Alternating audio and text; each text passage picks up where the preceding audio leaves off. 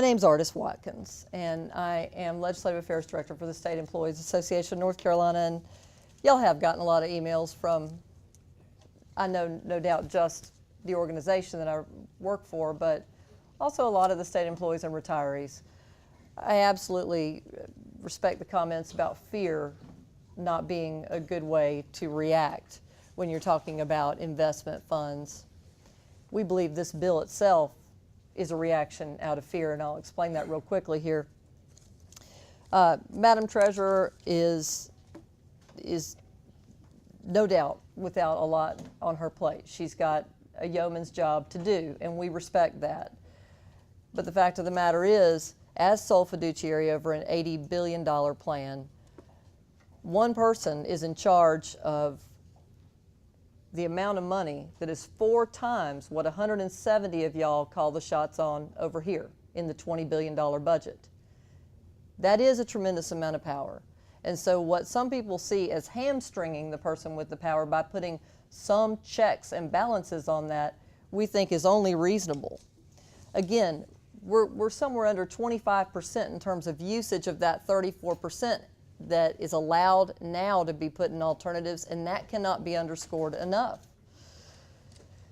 This isn't just about risk either, and we get that too. And Representative Collins, your remarks are absolutely on target in terms of risk. We don't think risk is the only way you should operate, but risk without reward to us and for our members makes absolutely no sense, and we can never sell them on the idea that that's a great idea.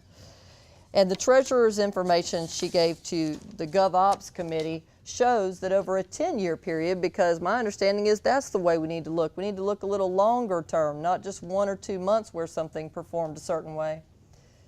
If you look at that, public equity and internally managed bonds outperformed over 10 years our alternatives, without question. And the other thing about that is bonds are a risk just like anything else that we're going to invest in, but it's a managed risk. Because if you manage your fixed income portfolio, you can decide the duration of that risk. We can pick shorter term bonds and control that. When we put money in something like hedge funds, where we lost 23% last year and 19 point something the year before, we can't manage any bit of that. We're rolling the dice literally like it's Vegas by putting money in those things. And I'm not saying you don't put some money in those things, but there absolutely need to be caps on those types of investments. They're very risky. In the year 2000, we limited the investments of our pension system, this body did, to 5% in alternatives. 5%. In 13 years, we've gone from 5% in risky investments to 34% maximum, and this bill looks to go beyond that. That doesn't make a bit of sense to our members who have money in the system and who've been putting 6% of their check in every month.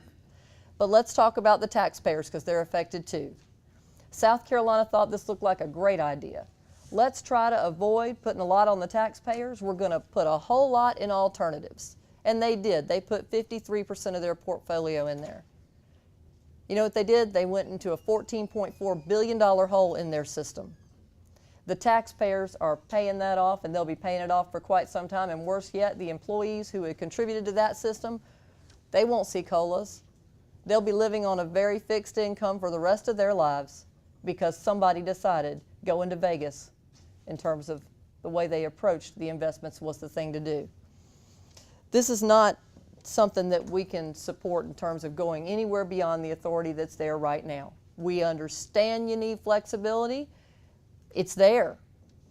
But to go up even 2 percentage more points on things like hedge funds, where we could lose, like we have, 20% in a year, when we know over 10 years' time, according to the Treasurer's Office, we do well in public equity and in internally managed bonds. That's where we do well.